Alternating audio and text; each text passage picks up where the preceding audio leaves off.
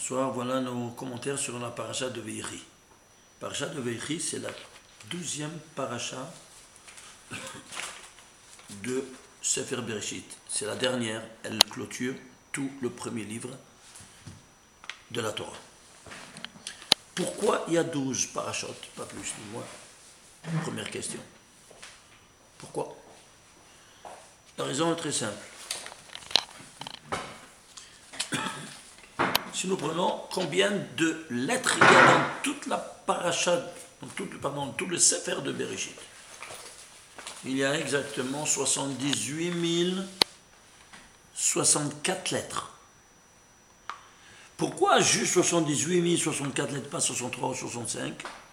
Comme vous savez, il faut toujours aller à l'intérieur, à la racine de la valeur numérique. Comme dit Rabbi Shimon bar Yochai, je répète, dans le paracha de Balak, il nous dit dans le Zohar, il nous dit, par 202a, il nous dit, Ilen alilen, ça c'est la gematria, c'est-à-dire un sur l'autre. Qu'est-ce que ça veut dire, Ilen alilen, un sur l'autre? Ben, tu vas aller, plus tu rentres à la racine, tu le décomposes, plus tu t'élèves. Alors on va la décomposer. Voyons un peu qu'est-ce qu'il y a à la base. Alors, 78 064 se divise en deux, puis en deux, 4 fois. Ensuite, en 7, ensuite en 17, ensuite en 41.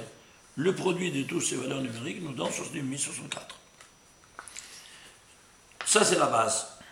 Le 2 et le 3, c'est la base. Alors, 7, c'est le 5e nombre premier. Ça sont tous des nombres premiers. Mais celui-ci, à son tour, c'est le 5e nombre premier. Le 17, c'est le 8e nombre premier. Et 41, c'est le 14e nombre premier. Encore, il faut arriver entre 2 et 3, on a dit.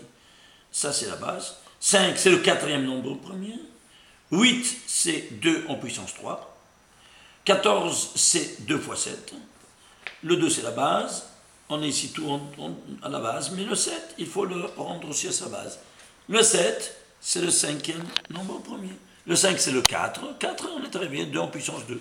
Les voilà, 2 en puissance 2, celui-ci on le descend, celui-ci on le descend, 2 en puissance 3, celui-ci c'est 2 en puissance 2, et c'est 2 en puissance 4. Ça te fait combien? 4, et 2, 6, et 3, 9, et 1, 10, et 2, 12.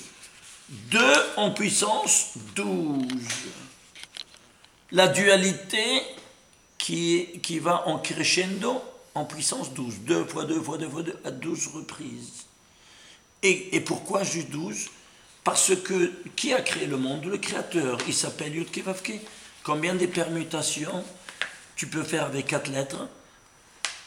C'est 4 factoriels, comme vous savez en mathématiques. Mais il y a 2 lettres égalitaires. 4 factoriels, c'est quoi? 4 fois 3 fois 2 fois ça. Ça fait 24. Puisqu'il y a 2 lettres égalitaires, les permuter n'a aucun sens. Alors tu vises le résultat par le nombre de lettres égalitaires. Ça te fait 24 par 2, 12. Les voilà tous les 12. Alors ces 12 permutations-là, c'est elles qui vont régir l'univers et toute la création. Comme on l'a vu, donc, c'est quoi? Au niveau de temps, l'espace et la matière, on le verra. Au niveau micro-macro, le temps, la micro-unité temporelle, c'est quoi? Alors 12 heures. Et le micro-unité temporelle, et Boker, 12 heures. Qui a décidé de partager le cadran en 12? Personne ne le sait. Et pourtant, le monde va sur un système décimal et pas sur de 12. Alors, comment est-ce possible et pourquoi? Personne ne sait nous expliquer. Bien, j'invite tous ces collègues scientifiques qui viennent à l'Yeshiva un peu, qui descendent un peu de leur kavod de venir étudier ceux qui n'ont jamais écouté de leur vie. D'où ça vient? Ça vient d'ici. De ces 12 permutations. En effet, chaque heure sera animée par une permutation du nom de Dieu. La première heure de la journée, la deuxième heure, la troisième, la quatrième, cinquième, sixième, et ainsi de suite. Tu termines le jour, ça commence la nuit. C'est clair? Et il y aura 6 en crescendo et 6 en décrescendo.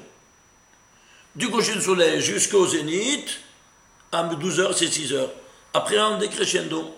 Donc il y a le masculin et le féminin. La montée, c'est la miséricorde. La descente, c'est la rigueur. La nuit, la même chose. La descente, c'est rigueur de rigueur. Et puis après du Chatzot, la montée, c'est rigueur de miséricorde. C'est clair? Alors, ceci étant dit, au niveau macro, qu'est-ce qu'on a? Les 12 mois. C'est l'unité macro-temporelle, c'est l'année, sera composée de 12 mois. Et chaque mois sera animé par une permutation. Ça, c'est par exemple, ça c'est Nissan. Ça, c'est ici une permutation que je ne pouvais plus effacer parce qu'on n'a pas le droit d'effacer, même dans une autre ordre. C'est le nom de Dieu, on n'a pas le droit. Alors, ça c'est premier, deuxième et troisième. Alors, ça c'est quoi? Nissan, Sivan, Iyar, Sivan. Et ensuite, Tammuz, Av, Elul, et ainsi de suite. Ok? Alors, on a ici, si tu fais le 2 en puissance 12, 2 par 2 par 2 par 2, combien ça te fait? Ça te fait 4096. Et c'est quoi 4096? Ce n'est autre que 64 au carré. Et c'est quoi 64 au carré? 64, c'est la guématrie de Adam. Vraiment, cette dualité, synthèse de toute la création, qui est Adam et Havva. Et pourquoi au carré? Parce qu'il y a ici deux dimensions, les lettres et les voyelles. Les lettres, c'est le corps. Les voyelles, c'est l'âme. Tout comme l'âme ne peut pas se voir l'invisible, alors qu'est-ce que tu fais? Eh bien, tu ne peux pas les écrire dans la Torah supérieure, qu'il n'y a aucune voyelle. Tout comme tu ne peux pas figer ton âme dans une photo, ainsi tu ne peux pas figer l'âme du message divin dans la Torah. Alors, on ne pourra jamais mettre un point, une voyelle dans la Torah, sinon tu ne rends pas sous toute la Torah. Ce qui fait que même les voyelles ont des valeurs numériques. Par exemple, ça c'est le kamatz. Kamatz c'est vous 16, c'est-à-dire c'est un vav et un point, et un yod. Alors 16 et 16, 32, plus 6, ça fait 38, plus 16, 38 et 16, 48, 6, 42, non, 44, pardon, plus le dagesh, ça fait 54, pardon, 54 plus le dagesh, ça te fait 64. Alors, qu'est-ce que tu as? 64 les voyelles, 64 le corps. Eh bien, quand l'âme est venue dans ce monde-ci, elle a fait un mariage avec le corps. L'esprit et le corps, ils sont mariés, et après 120 ans, ils divorcent, c'est la mort. Alors, l'esprit retourne à sa source d'origine, et le corps à sa source d'origine, la terre. Alors, qu'est-ce qu'on fait? Eh bien, ils se sont mariés. Alors, la première mitzvah du mariage, c'est quoi? Père-vous, multipliez-vous. Alors, si tu multiplies 64 les lettres et 64 les voyelles. 64 par 64, ça te fait 4096, qui est 2 en puissance 12. C'est clair? Et cette dualité en puissance 12 qui trouvera maintenant tout son épanouissement et son étude, où ça? Dans les 12 fils de Yaakov, la matière dotée d'esprit, et qui sera au niveau macro, national, c'est quoi? Les 12 tribus d'Israël. Ok? Ici, dans l'espace, on n'a pas dit, c'est même dans ce qui est dans le temps et dans l'espace également, c'est quoi? Bien, la sainteté dans l'espace, c'est le Beth Amikdash. Pour entrer dans le Beth Amikdash, il y aura 12 portes d'entrée. Allez voir fin Yecheskel, la fin de Yecheskel totalement, vous avez le nom de ces 12 portes. Pourquoi? Parce que c'est une porte d'entrée, n'est-ce pas, les 12 dans le système spatial. Alors ça c'est au niveau micro-unité spatiale. Macro-unité spatiale, c'est toute la Terre sainte qui sera repartie en 12 contrées. Et méga macro universel, c'est quoi? 12 signes zodiacales. Et chaque signe zodiacal sera animé par une permutation. Les signes viennent aussi de la Torah? Mais eux, ils ont tout copié de chez nous. Toutes les nations ont copié de chez nous tous les signes zodiacales. Mais ils ont brodé, ils ont écrit tout ce qu'ils ont voulu. Ils n'ont pas vu ce qu'il y a dans le signe. Ils ont compris qu'il y a ici quelque chose de métaphysique. Alors ils disent, allez, on va commencer à broder. Et voilà. Mais tout ce qu'ils disent, tout est à la poubelle. Parce que ceux que seulement ils ont pris de valable, c'est quoi? C'est que c'est sous 12 signes zodiacales, ils dessinent, n'est-ce pas, le parcours de chaque personne qui naît dans cette vie, sera influencée par ce signe zodiacal. C'est clair ou pas? Alors, il faut voir, ça c'est encore toute une autre conférence, je ne peux pas rentrer dans le détail évidemment. C'est clair? Alors ceci étant dit, voilà donc comment cette dualité, c'est quoi? C'est la base de tous ces 78 064 lettres, c'est-à-dire la racine. Et la racine c'est quoi? C'est 12.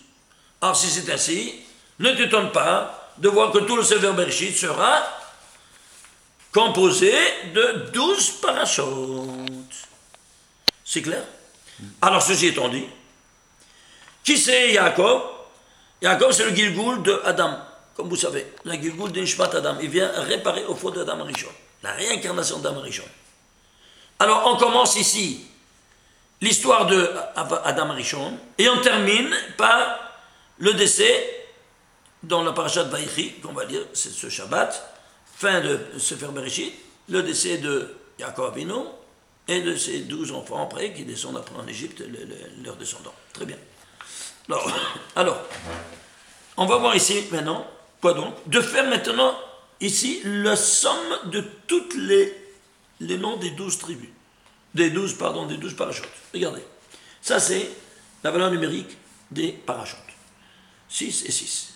Ça c'est la valeur numérique des tagim. Les tagim, ce sont des aïnim, comme vous savez, comptez les tagim, et ça c'est leur somme. Et ça c'est les voyelles, en bleu. Le grand total, ça vient combien? Ça vient 4023 des lettres. Des tagim, 322 et des voyelles 616, c'est-à-dire le total des 3 niveaux de dimension du message divin totalise 4961. C'est quoi 4961? On doit le décomposer. Tu dévoiles quoi qu'il est 11 au carré par 41. Alors il faut expliquer ça ici, parce que sinon on ne comprend pas. Pour cela, on a besoin du sod. Quelle était la faute d'Adam Rishon? Lui, il a réparé. Oui, très bien. Et quelle était la faute d'Adam Rishon? Qu'il a mangé. Quoi? Qu'est-ce qu'il a mangé? Le fruit défendu. Quel fruit c'était? La hita, comme vous savez. C'était un des 3 fruits, un des 3 goûts. C'est quoi la hita? La hita, c'est le blé. Ah. Alors, il y avait le blé, la vigne et la figue. Ok? Tous les 3. Mais sur la table, quel est le chef de la table? C'est le blé, c'est-à-dire l'ahem. Le pain. Alors, tu fais amoti et tu donnes tous les autres solides sauf les liquides. Le chef des liquides, c'est le vin. Alors, nous, on aurait dû manger ça le Shabbat. Ce fruit de hita, combien c'est hita? C'est 22. Eh bien, il avait le fruit du bien et du mal. Parce qu'il y a 11 étincelles. La guimatria de hita, c'est 22, je répète. C'est 11 de bien et 11 étincelles de mal. Que ici, ceux du mal, ils ont dominé le bien. Alors, c'est pour cela que Yaakov Avinu, c'est la réincarnation d'Adam, et il va faire cet acte réparateur par ses enfants. Et plus particulièrement par qui? Par le 11e fils qui est Yosef. Et Yosef, il va arriver d'être une gerbe de blé. 11 autres gerbes qui voulaient le tuer, ceux du mal, 11 du mal qui avaient dominé au départ. Maintenant, ils viennent et se prosternent à lui. Pourquoi? Parce que maintenant, lui vient pour réparer à toutes ses fautes.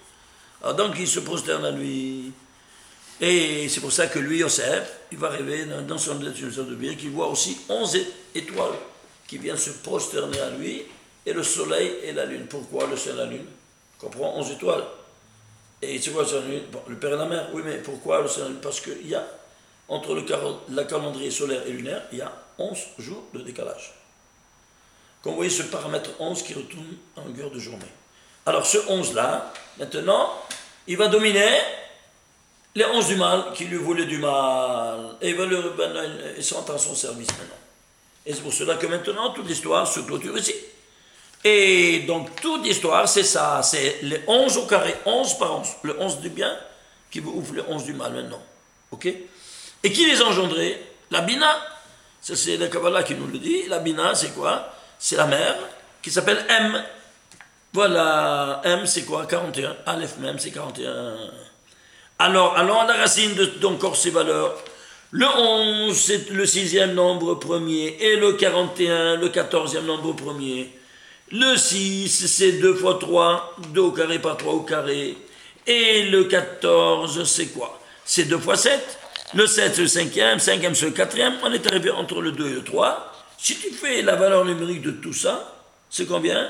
Eh bien, ça te fait 288.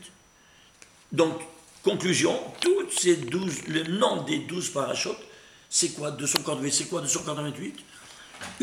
Un autre grand secret de la Kabbale. Après la faute d'Adam Rishon, il n'y a que 288 étincelles de sainteté, nous dit Rabbi Shimon Bar Yochai, qui sont restées éparpillés dans le monde que nous devrons libérer des forces du mal où ils sont tombés. Et d'où elles proviennent de 288? D'un calcul très facile. Ça, c'est les quatre mondes de provenance. Le cinquième, on n'étudie pas parce qu'il n'y a pas des lettres, comme vous savez.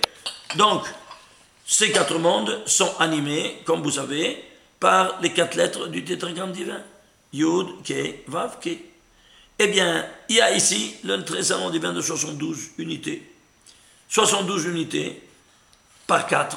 72 par 4, ça te fait 288. Voilà donc, il n'y a que ça qu'on doit libérer, et ça c'est notre rôle dans le monde, dans chaque baracha, barurata, melech haolam. Quand tu dis melech haolam, tu dois penser de élever ces 72, les élever des forces qui sont prisonnières des forces du mal. Et c'est ce qu'on fait. Alors il est melech haolam, il est roi du monde. Seulement quand tu as ces kavanot. Il faut tellement d'années pour libérer ces étincelles. Oh là là, et c'est le rôle de chacun de nous. C'est le rôle de chacun de nous. Si vous rentrez dans la conférence qu'on a fait sur le Shabbat, et cette semaine, ils ont déjà transmis ceci, eh bien, vous allez commencer à voir la première partie pour comprendre un peu ce qu'on est en train de vous dire. Comment chaque jour et chaque personne, il a son rôle. Et s'il ne remplit pas son rôle, c'est comme un peigne que tu vas présenter devant ton créateur. Il manque une dent ici, il manque une dent ici. Parce que pourquoi? Parce que tu n'as pas rempli. Tu ne t'es pas habillé. Ta neshama ne s'est pas habillée de ce tikkun. Alors tu es nu. Comment tu vas te présenter devant ton créateur que tu es nu? Ça, on voit que tu n'as pas rempli ton rôle. Et alors, qu'est-ce que tu vas dire? Bedin shel Ma'ala. Ça, alors les punitions commencent à venir à cause de ça. Donc, on ne peut pas rater une prière qu'on a ratée. Il n'y a plus de tashloum. À moins que tu peux faire la Hamida seulement dans l'après d'après. Mais si deux prières d'assurance que tu as sautées, ça fait il n'y a plus de tashloum, il n'y a plus de pouvoir récupérer. Et ainsi de suite. Bon, ça, c'est encore tout un autre sujet. Alors, ceci étant dit, regardez ici. Alors, 288 étincelles. Très bien. Alors maintenant, suivez-moi. Ce 12-là, c'est une clé.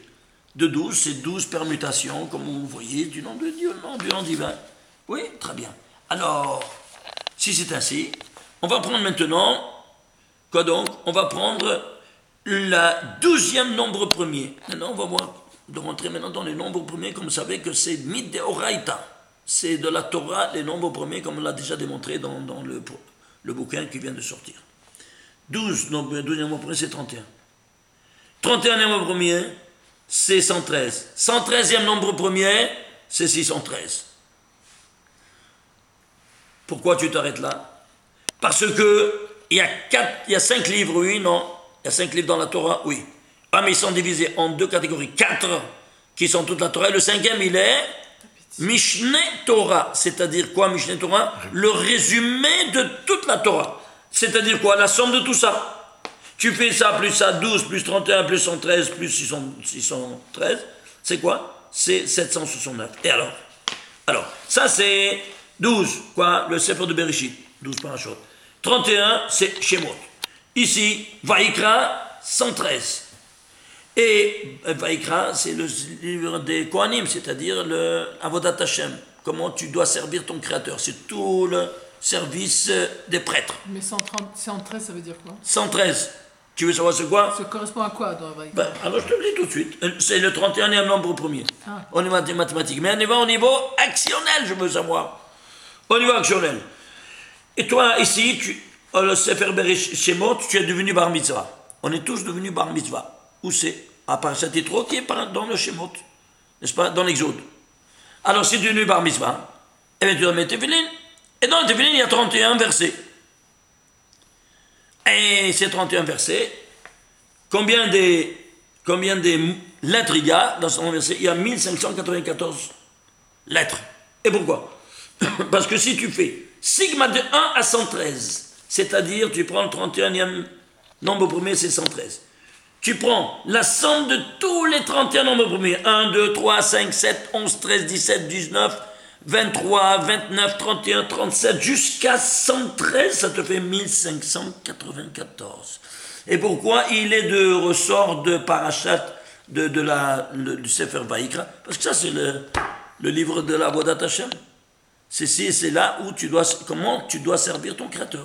Soit les Kohanim, soit nous-mêmes, avec les sacrifices. Ah, maintenant, il n'y a pas de sacrifice, il y a la prière. C'est clair, maintenant? Alors, tu vois comment tout ça correspond. Et alors ici, c'est Bamidbar, c'est la clôturation, tu arrives à 613. Et ça, c'est le somme de tous les quatre, parce que c'est le résumé de tous les quatre. Alors, c'est très bien. Alors, qu'est-ce que ça te permet, cette Torah-là? Eh bien, ça te permet de quoi? De te relier, seulement avec cette Torah intègre, n'est-ce pas? Te relier à ton Créateur. Où il est ton Créateur? Il est là-haut. Bon, écoutez, regardez ici. La vitesse de la lumière, 300 000 km à la seconde. Qui voyage à cette vitesse, elle est en dehors du temps, d'espace, de la matière, comme vous savez. La vitesse la plus proche de la vitesse de la lumière est celle de l'électron de l'hydrogène, qui a été calculée par la physique quantique, que son électron voyage autour du noyau atomique à une vitesse vertigineuse, laquelle 1/137e de la vitesse de la lumière. C'est clair? Pourquoi 1/137e? Ils ne savent pas, justement, les scientifiques, ils ne dorment pas la nuit parce qu'ils disent que ça, c'est le secret de la vie. Alors nous, on s'est dédié à ce propos-là, on a écrit tout un livre à ce propos-là, mais je ne peux pas, ça c'est tout un bouquin fabuleux. Eh bien, qu'est-ce qui se passe? Nous, on se trouve ici, n'est-ce pas? Parce qu'on est fait de matière. Mais on est aussi doté d'esprit. Alors, quand est-ce qu'on arrive là-haut? Quand on quitte ce monde-ci, on arrive là-haut. Ah, mais moi, je dois entendre de quitter ce monde-ci pour arriver là-haut. Akshbokhu, il m'a dit, tu veux venir chez moi, mon fils? Certainement, papa, comment faire? Je te donne une échelle. Quelle est cette échelle? L'étude de la Torah. Et où est le 137? C'est simple. L'étude de la Torah a 2 dimensions. Un niglet, ça arrive jusqu'à moitié. Le niglet, c'est le dévoilé. Pshatrim Midrash. Et le nistar, ça arrive jusqu'à chez moi. Le nistar, c'est quoi? L'étude ésotérique. L'étude du Sod qui s'appelle l'étude de la Kabbalah. Combien c'est Kabbalah? 137. Ça arrive jusque là-haut. Qui nous a enseigné à arriver là-haut? Notre premier père, qui c'est Avraham Avinu. Eh bien, il est arrivé quand? Par des épreuves. Et quand? À la 10e épreuve, c'est le maximum. Pourquoi pas plus que 10? Parce qu'il est arrivé là-haut. Quelle était cette 10e épreuve? Là, à Kedat Yisraël. À quel âge il avait Avraham Avinu quand il a fait? 137 ans. C'est le jeu du hasard. Ils sont chanceux, ces barbus, qu'est-ce que vous dites? Et si tout ça ne suffisait pas, quand? À la première heure de la 137e année, le premier jour, Rosh Hashanah, comme vous savez, et voilà. Donc, tu vois que lui, il nous a enseigné cette escalade quand? À 137 ans. Et si tout ça ne suffisait pas, on va prendre rentrer dans le livre de Bereshit, vous allez voir, taper d'autres exemples. On n'avait pas une idée. Alors maintenant, pourquoi j'ai cité ça? Parce que maintenant, qui nous enseignait à arriver là-bas? Bon, Adam, il était ici, et il était pratiquement là-haut, parce qu'il était en contact avec son Créateur, mais il est tombé si bas. Alors maintenant, qui c'est qui doit élever tout ça? Le dernier Gilgul de l'incarnation d'Amarichon, c'est qui? Yaakov Avinu. Oui? Alors, comment il va faire avec cette Torah? Eh bien, c'est simple. Je te demande, est-ce que tu peux diviser 769? Non. C'est quoi? Un nombre premier. Lequel? Le 137e nombre premier. Tu vois d'ici que quoi? C'est la fonction de quoi? De la Torah de faire cette escalade. C'est ce qu'on avait dit avant. Donc, il est en potentiel de tourner sur 137. Mais quoi? À travers la Kabbalah qui a Gematria 137. Sans la Kabbalah, tu n'arrives pas là-haut. Mets-toi ça bien en tête. C'est clair? Tu arrives à moitié. Tu es à moitié, tu n'arrives pas là-haut. Alors tu retournes en Gilgul parce que tu dois encore arriver là-haut. Tu as ta Neshama il y a Nefesh, Ruach, Neshama, Haya, Yahida. Eh bien, tu as Pshat, Remez Drash et le Sod. Et le Sod, tu n'as pas habillé. C'est le Nefesh, Ruach, Neshama, Haya. Le Haya, il n'est pas habillé, il est nu. Pourquoi tu n'as pas? Alors comment tu peux arriver là-haut? Tu ne peux même pas arriver là-haut. Alors, on te fait retourner malheureusement en Gilgoul. Et personne ne veut retourner en Gilgoul. Alors qu'est-ce qu'on fait? On étudie, quoi? La Kabbalah. Mais, pardon, la Kabbalah, c'est des choses pareilles. Bar Minan, que Dieu vous protège de ces choses-là. C'est clair? Il faut aller de quelqu'un qui a reçu la Kabbalah, d'un maître reconnu mondialement, qu'il est apte à transmettre la Kabbalah, parce que Kabbalah, c'est reçu. Reçu de qui? De un qui a reçu, celui qui a reçu, un qui a reçu, ainsi de suite, dans un enchaînement ininterrompu, jusqu'à Rizal. Et le Rizal, c'était le Gilgoul de Moshe Rabbeinu. Alors, ceci étant dit, de Rabbi Shimon Bar Yochai avant, et après de Moshe Rabbeinu. Alors, si tout là ne te suffisait pas, allons voir donc, ici, ça c'est le premier, et ça c'est le dernier. Alors, s'il est tombé ici à Yaakov, alors regardez, le nom de la paracha dernière, Vaïhi, il a vécu. Ça c'est le nom de la paracha 12e. Qui a vécu? Yaakov. Voilà les vies de Yaakov. Combien c'est? La gématrie de Vaïchi, qui est 34. Bon, prends le 34 et nombre au premier, c'est 137. Et si tout ça ne suffisait pas, Adam c'est le premier, on a dit. Et Jacob c'est le dernier. Oui, le dernier paracha. Et c'est le dernier Gilgoul de Adam Arishon. Alors si c'est Adam et Jacob, Adam c'est combien? 45. Et Jacob c'est combien? 182. La différence, 137. De tous côtés que tu retournes, tu retrouves cette constante incroyable. Et si tout cela ne te suffisait pas, j'ai été chercher où se trouve pour la première fois le nom de Jacob dans la Torah. Il se trouve dans Paracha de Bereshit, n'est-ce pas? Ça c'est le 32, pardon, excusez-moi, j'ai oublié la référence exacte. C'est, voilà, 25e chapitre, 26e verset. 25e chapitre, 26e verset. Lequel verset c'est? Le 685e verset de la Torah de Bereshit. Pourquoi 685? Pas 685, c'est l'autre que 5 fois 137. Une fois de plus. Pourquoi 5 fois 137? Parce que, qu'est-ce qu'il est? Il provient, Yaakov Avinu, de ces 5 mondes. Atzilut, Beria, Yetzira, Asiya, et le monde d'Adam Kadmon. 137, 137, 137, 137 versets, 137 versets, 5 fois 137 versets. Tu retrouves quoi? Tu retrouves le mot Yaakov pour la première fois dans la Torah qu'il est né. Est-ce que c'est encore une fois le jeu du hasard? Regardez que c'était cette chose exceptionnelle, incroyable, comment la Torah nous a parlé. Tu fais ici les 12, passer pour les 12 préemptions du nom de Dieu. Tu prends le 12e nombre premier à 4 générations. Tu fais la somme, parce que le 5e qui est en parallèle à Devarim, c'est le résumé de tous, donc c'est la somme. Et ça te donne quoi? 137e nombre au premier. Tu vas prendre le départ, c'est Vaïri. C'est quoi? La gématrie de Vaïri, c'est 34. Tu prends 34 en c'est 137. Et tu prends ça, c'est quoi? C'est l'arrivée de quoi? De Adam et de l'arrivée de Adam et Jacob. Tu fais la différence entre eux. De nouveau 137. Et si tu prends encore Jacob, il te faut 685 versets. C'est 5 fois 137. Dis-moi, est-ce que c'est le jeu du hasard? Est-ce que toi, tu peux jouer le loto et gagner à chaque semaine que tu joues? Alors c'est quoi ça? C'est une programmation. Ce n'est plus le jeu du hasard, ce n'est plus un nouveau concours de circonstances statistiques. N'importe quel scientifique, n'importe quel matheux, il va s'évanouir en voyant des résultats pareils. Alors, est-ce que c'est humain ou divin une chose pareille? Et tout ça à travers ce 137, ce paramètre 137. Essayez de comprendre. Alors, ceci étant dit, allons voir maintenant quoi donc?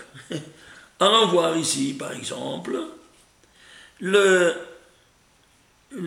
ici, le 1594, c'est le nombre de lettres, n'est-ce pas, dans ces téphilines que nous avons. Prenons le 1594 par 3. Pourquoi par 3? Parce qu'on doit mettre 3 paires de téphilines. Rash Rebbeoto le matin, Shemosh Rabba l'après-midi. Ça te fait 4782. Et c'est quoi 4782? Eh bien, on va prendre le 4782e verset de la Torah et on tombe ici dans le verset de Bamidbar et 33e chapitre, 24e verset. Ils sont partis de Har Shafer et ils se sont établis à Beharada. Qu'est-ce que tu as compris de tout ça? Alors, ils sont partis de Har Shafer. Har Shafer, comme vous savez, c'est quoi? Premièrement, c'est vrai qu'il y a eu 42 étapes dans le désert. Ça, c'est la 20e étape, Har Shafer. Pourquoi 20e étape? Parce que le 20, c'est dit Esrim. Esrim, c'est quoi? Esrim, c'est Gematria 620. Les lettres de Esrim. Et 620, c'est quoi? C'est la Gematria de Keter. On est ici, au Keter. De quoi? De toute l'année. Qu'est-ce que c'est Shafer? C'est le chauffard, le mot chauffard, c'est la racine chauffard. C'est-à-dire quoi? C'est chauffard amélioré. Les chapers, améliorer l'image de Adam Arishon. C'est pour ça que c'est le Gilgul. Ils sont partis de cet endroit pour s'améliorer. Et quand il se fait ça, eh bien, si c'est quoi? On part du 20, la 20e étape, à la 21e étape, qu'ils sont arrivés à Harada. Harada, c'est quoi? Haridi. C'est quoi Haridi? Orthodoxe. C'est-à-dire, il craint le craintif, celui qui craint. On traduit en français, n'est-ce pas? Craintif. Tu vois, Harada, il craint, il tremble. Devant qui? De faire la minimum des erreurs parce qu'il transgresse ainsi la parole divine. Et quand tu arrives à la 21e, pourquoi 21? Parce qu'on a ces téphilines, parce qu'on a vu ici ces 3 téphilines, il y a 21 fois le nom de Dieu dans toutes ces 31 versets des téphilines, dans ces 1594 lettres, il y a 21 fois le tétragramme divin. Et si tout cela ne te suffisait pas, alors qu'est-ce qu'on va faire? On va prendre la gematria de ce verset. Ça, c'est le verset, le nombre de versets de Bereshit. Là, si tu prends la gematria, c'est 1276. C'est quoi 1276? Il te dit où tu es arrivé. 1276, c'est notre que. Sigma de 1 à 50, c'est-à-dire plus 1. C'est quoi 1 à 50 plus 1? Tu es arrivé à la porte 50. Shavuot, quand on a reçu la Torah, au 50e jour, oui. Mais nous, on fête au 50e jour, mais on l'a reçu au 51e jour la première fois. Et pourquoi on le fait à 50 jours en avant? Parce qu'on s'était préparé à recevoir le 50. Alors, M. Rabbeinu a dit, on a préparé, on doit recevoir déjà. Donc, les 50 plus 1, c'est 1276. La gematria de tout ce verset. Et si tu veux décomposer 1276 sur notre que 4, 2 en puissance 2, par 11 fois 29. 29, c'est le 11e nombre premier. 11 par 11, de nouveau, ce leitmotiv de 11 par 11e nombre premier, qui retourne, n'est-ce pas, à nos enseignants de quoi il s'agit. Qu'est-ce qui se passe quand tu mets, toi, les téphilines, n'est-ce pas, ces 3 paires de téphilines. Voilà, ça c'est la fonction de l'homme. Et le mispar katan, le petit chiffre, c'est-à-dire tu enlèves tous les zéros, combien ça te fait? 97. Pourquoi 97? Parce que c'est le 26e nombre premier, Ishtabach Shemo. Alors si c'est ainsi, alors tu vas prendre maintenant de ce verset les lettres, les voyelles et les tagim, ça te fait combien? Eh bien tu vois ici, ça te fait 228. Qu'est-ce que c'est? La traduction c'est Pérou. Pourquoi Pérou?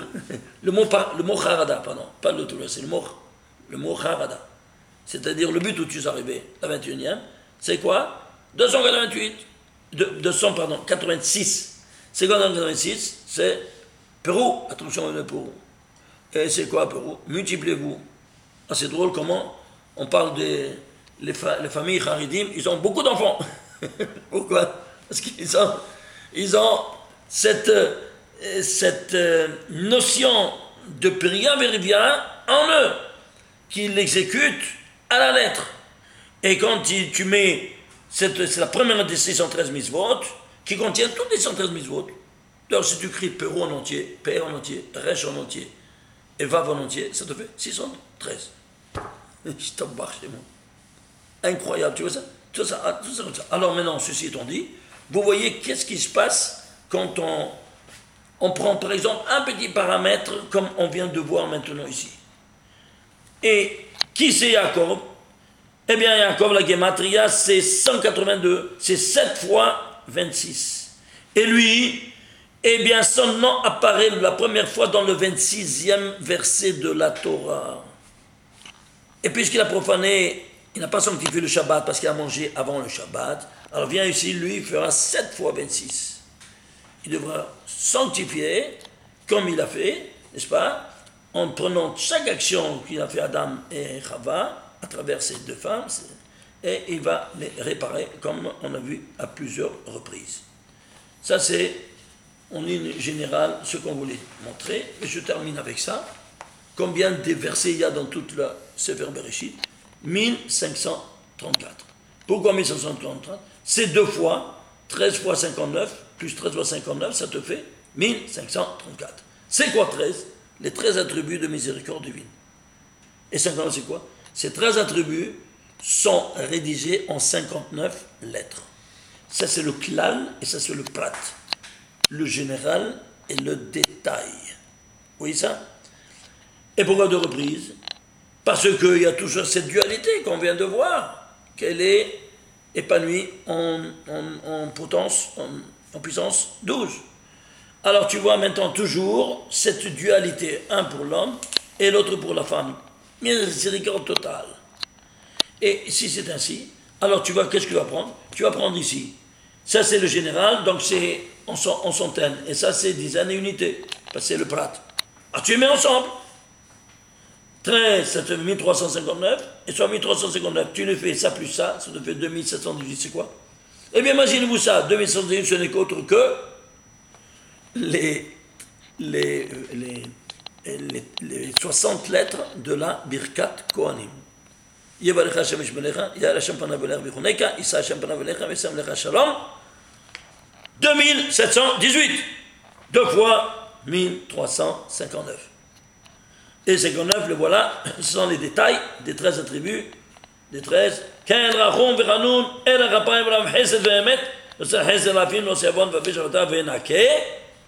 Et ici, combien de lettres il y a? Comptez-les. Il y a 59 lettres.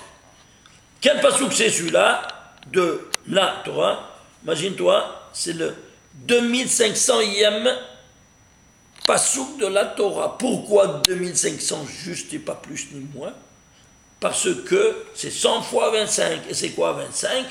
Tu vas, quand tu vas le comme tu vas venir, quand tu vas ainsi, combien ça vaut? 25. Tu vas prendre le 25e mot de la Torah. C'est la première fois qu'il apparaît la lumière dans toute la Torah. Et alors, c'est quoi ça? C'est une parade de lumière. Vous voyez comment on étudie la Torah? Qui apprend toute une autre dimension quand on étudie Alpi Asod. Comme nous dit le Rabbi Shimon Bar Yochai, il faut savoir exactement décoder le Zohar et traduire exactement ce que chaque mot veut nous dire. Parce que chaque mot, c'est une mine. On explose, on monte, ça explose. Et ça va dans toutes les directions, comme vous voyez. Baruch Adonai Le'olam, Amen ve'Amen, Shabbat, Shalom, U'Mevorach.